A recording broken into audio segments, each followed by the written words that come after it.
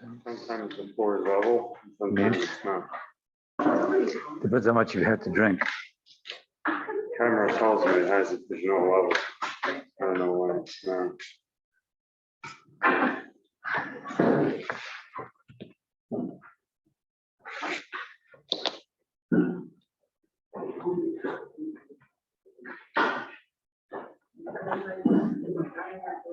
You gotta turn it around to the last thing.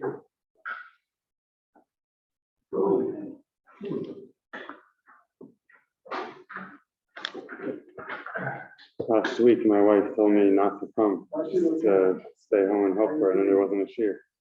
Dina is here. How does that work? How does Dina? We're recorded, so we're being recorded. Boker Tov. Boker Tov. It's telling you otherwise. Marty.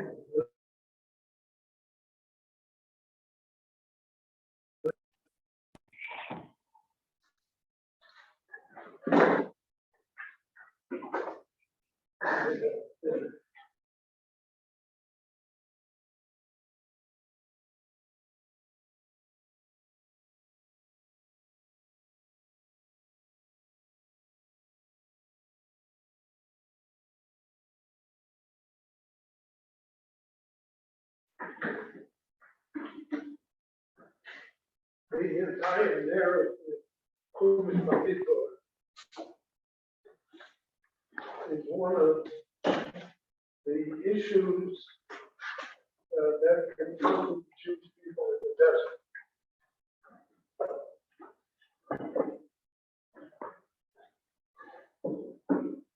The Kirkelos, we read that by Anasu Oksi Esepon, Jewish people, God said, tested me 10 times, meaning 10 different issues. They somehow wavered. They didn't feel that God was with them. And so the Torah records for us the Chumash Shmos. We had the Ego, the calf, which was the supreme test because it represented belief in monotheism or in idolatry. But in our Chumash Bamidbar, there are many other tests. They complain about the food, complain about the water, they complain about they have to go with their sorrow. They complain about everything. So that generation dies out. There are exceptions. Kohe Yoshua, according to the Medrash, there are 15,000 that survived from the Torah Mitzvot. But to a great extent, that entire generation is gone. But you don't erase a culture. You don't erase what troubled the previous society in one fell swoop.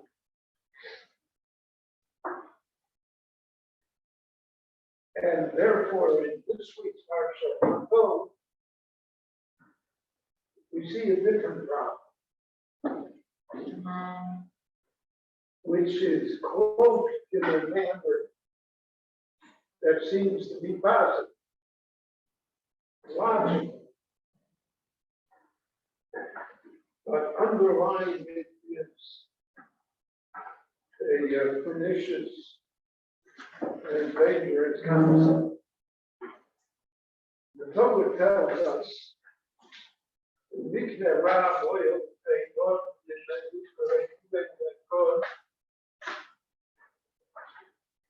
the two tribes of Ruth and God, out of all of the tribes, had a great deal of cattle. Most of the cattle they acquired in the wars against the Midian, Sidon, and Og. Now, in the ancient world, cattle was wealth. We measured wealth of cattle, animals, and livestock. We see that in the Torah by Avraham Avinu. We see it by Yaakov. That was the source of wealth. It was the raw material of wealth. So when they go to they moved, they had a lot of cattle. They were very low.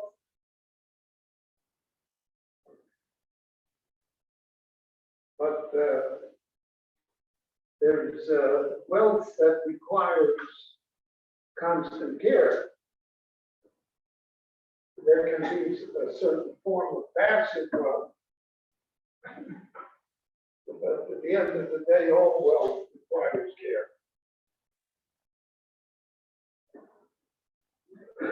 So they had a lot of cattle. Cattle require pasture land. It requires grazing.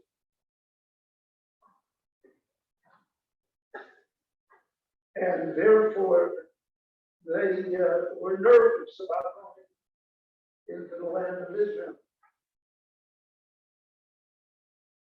And Israel doesn't have vast expanses of pasture land. So what are they going to do with all their cattle? So they looked at the land of Israel as a threat to their wealth. Because if they go into the land of Israel, then they'll have to undergo free change in their economies and in what they do to make a living.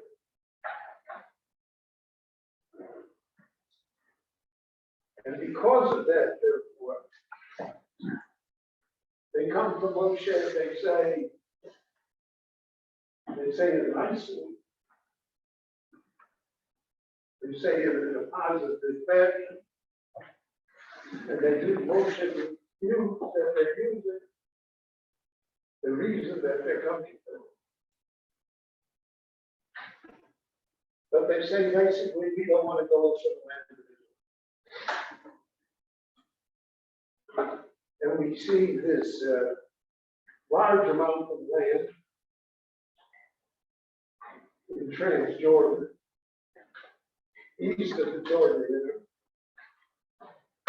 lands that we acquired and conquered from Sidon and Og. So for us, there's an ideal solution.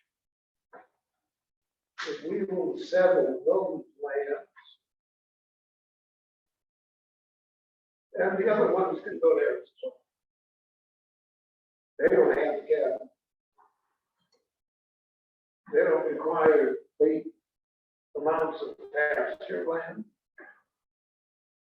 So they can go there and subsist.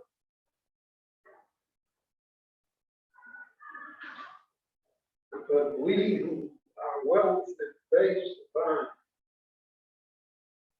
having cattle, we can't go. It's economically suicidal for us to go.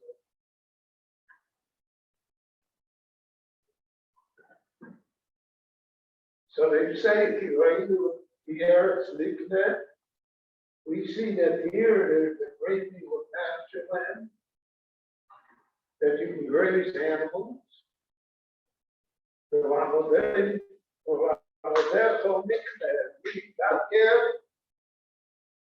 So we're staying, we're not going. Now, Moshe Rabbeinu, you know how to put it nicely, but he's pretty much at the end of his rope. Moshe will say later, finally, when he said to Hashem, you were rebellious every moment that I knew you. Always complaining, always rebelling. So Moshe is on edge, put it that way. And he hears Reuben and God, 1/6 of the Jewish people, saying they're not going there. So, because going there to soil would be an economic challenge to them. They say they have a cattle and they need grazing land. And there's no grazing land west of the Jordan. So we're not going. Moshe is angry at them. But the combination of that.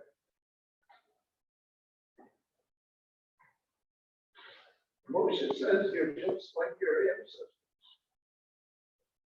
The original, those that left Egypt, there's nothing good. They didn't want to go there to soil. They didn't go there to soil. They die here in the desert. You know, like there's a lesson we learned, Moshe says. Moshe says, I told you from the beginning that the purpose is that we're going to go there to soil. The purpose of the Exodus from Egypt and the goal of the whole 40 years of the Sinai desert is to get to the land of Israel. And now you say you don't want to go. Now look at that, Moshe says, almost a meal that's slave. Why should you influence the heart of the Jewish people? Why should you put such a negative cross on it? Because there'll be others that will follow you. Others that will say, well, they go there, because they say it'll be harmful to their interest. So we're not going either. And the whole project will itself. You won't be able to do anything. Part of the irony is that Moshe personally, his heart's desire is to go there. He will spend the entire Parsha in Wein Parsha begging God, let him go there. So to him, that's so precious. And here come these people, and they say, you know, it's not for us. Economically, it's not viable. We cannot have fast land again.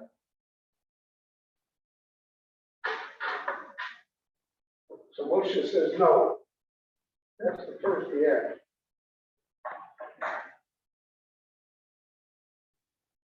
So then they go to they have a choice. They can drop the idea. And they would inherit the land just the way the other 10 tribes are going to inherit the land. But they don't choose that. They're going to double down. They come back to Moshe again. And they say, everything okay. But now they sweep the pot.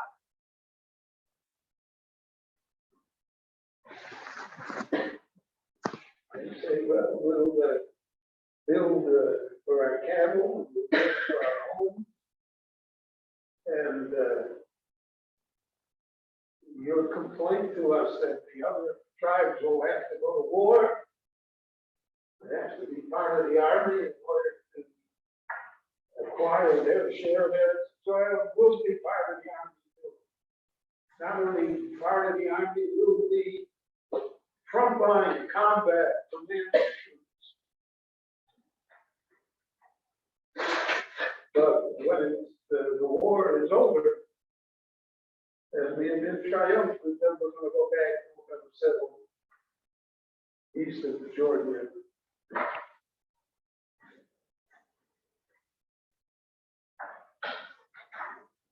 Moshe understands that the heavenly voice that promised him that he can't talk to him.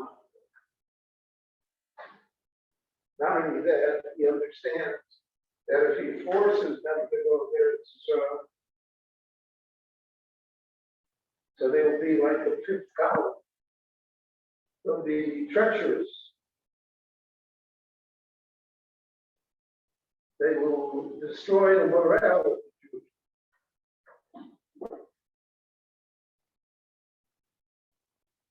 It's going to be the Israeli Communist Party. Should have left them in Russia.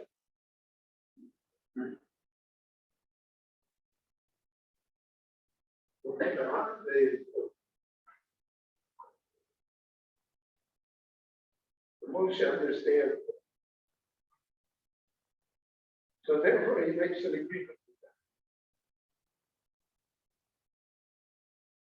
with them, in which they commit to be the command of the shock troops, combat troops.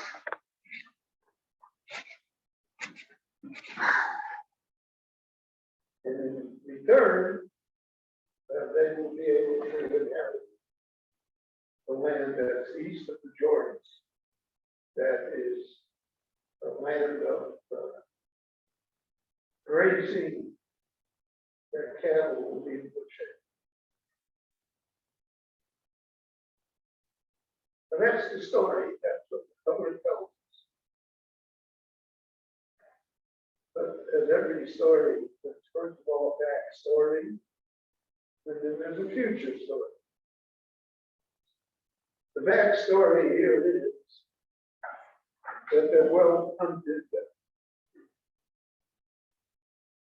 There's more than they can handle. And it reflects itself in what they say to Moshe. They say, oh, we're going to build pens and fences, areas for our cattle, and we will also build homes for our wives and children. Moshe, when he repeats the condition, reverses the order. He says, first build homes for your wives and children. Then you build the necessary buildings for the cattle. So we always ask that question of priorities. What are priorities in a family? What are priorities of the breadwinner or breadwinners?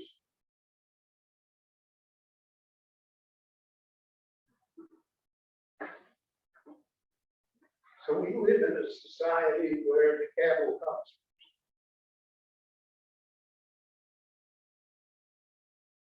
We built a society that both parents have to work. So our children are raised unstrained. Oftentimes, they're raised and influenced by ideas and people that we don't even know. Entire issue in the United States today about what is taught in the preschool and kindergarten in the first 3 grades. School board in Los Angeles says it's no longer, you don't say he or she, it.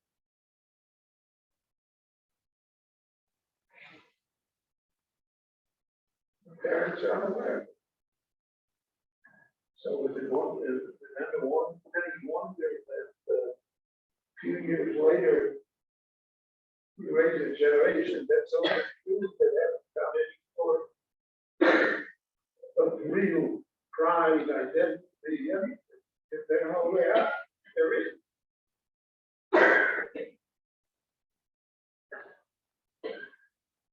So Moshe is sensitive there. He points it out to them. Doesn't help. Because we're committed to a lifestyle that doesn't allow it.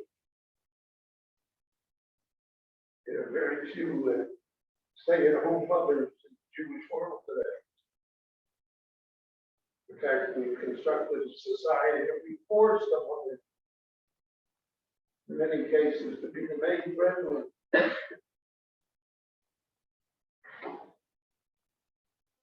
But that's what happens when they go when they move it.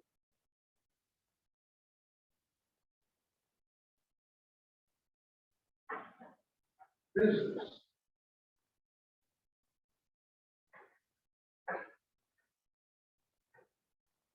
And since time is the most precious and irreplaceable item that we have, so the measure is where we place our time. And what are we concentrated on?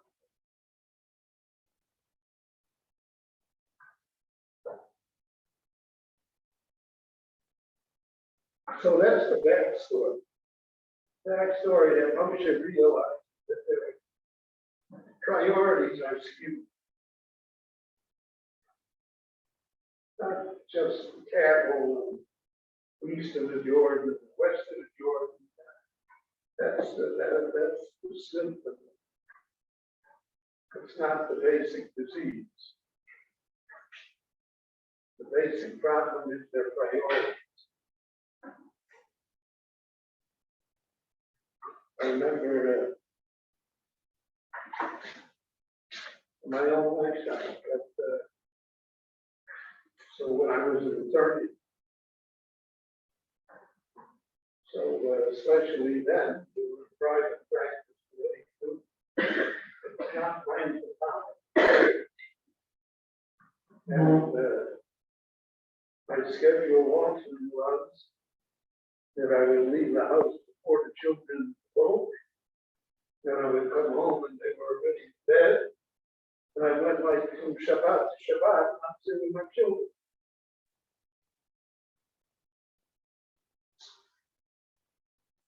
So when I left that world, and I became a rabbi. So my son was young, he was 6 years old. And one of the members of my shul asked him, Chaim, what do you want to do when you grow up? And he promptly answered, I want to be a rabbi. So he said, why? He said, because he never has to go to work.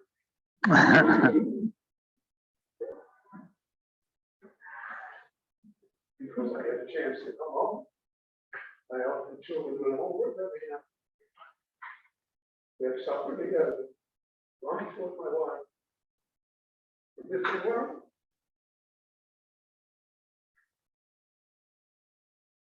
So that's the backstory. Then there's a future story.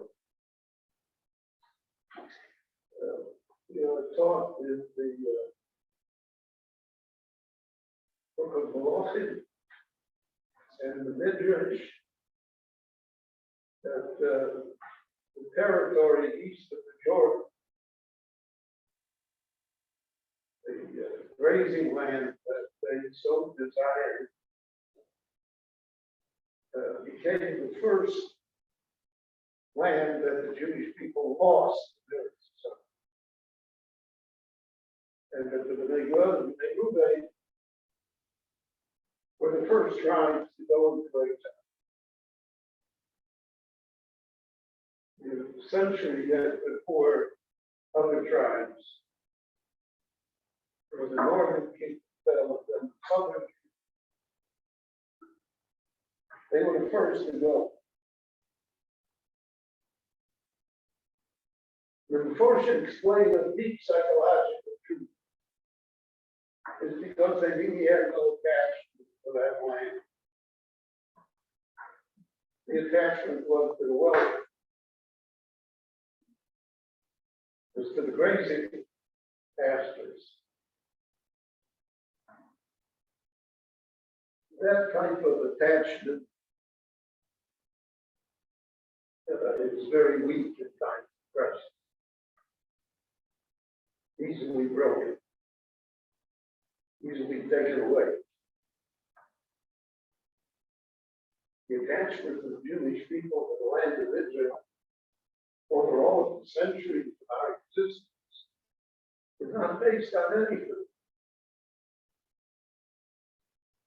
But for half our history, is not even more, we haven't even been here.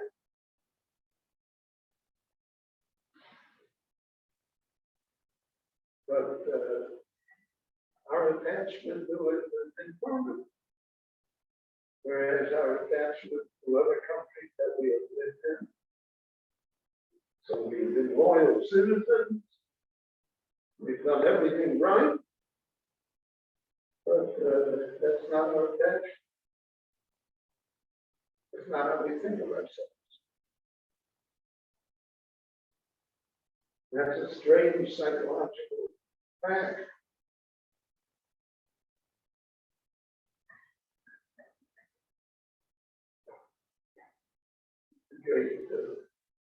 Russell Rebbe said a famous statement. He said, every step that I step is the path to Jerusalem. So when you look at it, and you see the rebirth of the Jewish people of our time here in the land of Israel, I mean, what's our attachment to the land of Israel?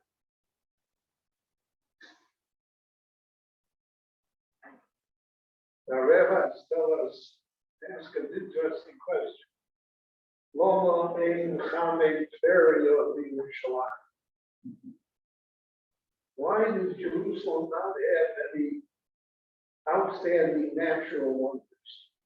There are no great waterfalls here, no Mount McKinley, no Alps, there's no Grand Canyon, there's no hot springs. I mean, if the voters wanted it to be the center of the world, they don't dress it up.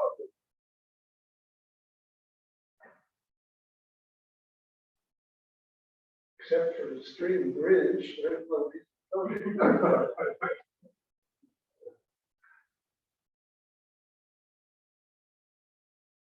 Well, the answer simply, because that's not our attachment. The Grand Canyon is a natural wonder. And in my opinion, everyone who has an opportunity should see in their lifetime. Wonders of nature, of God's creation. But that doesn't create an attachment.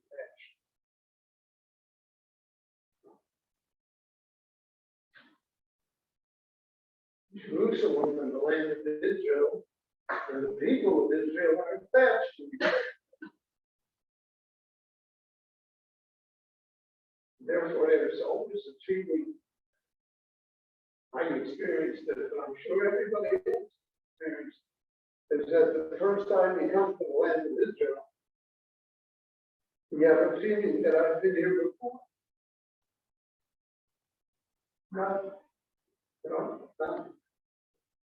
Not isolated. We want somewhere I've never been. Somehow, There's a deja vu here. Because that's the attachment Jewish people have. And that's what Moshe is trying to impress upon the people. You can't look at it purely economic. You can't look at it purely in terms of pasture. You have to look deeper. You have to change your values. You have to reorder your priorities. You have to know what you're looking for. Then it's sort of not only satisfy you, it will inspire and enhance.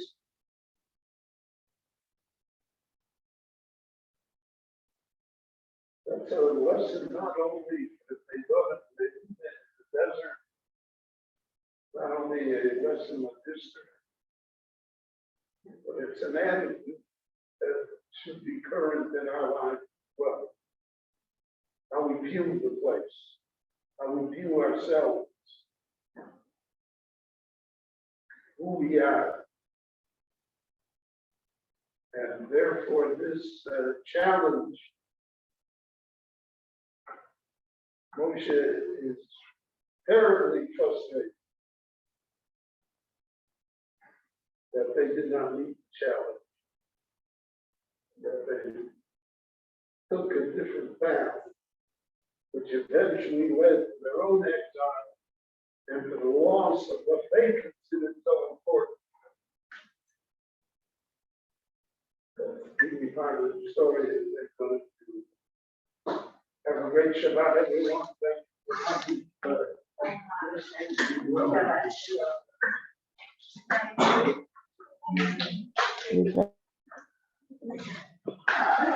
What's the title? No.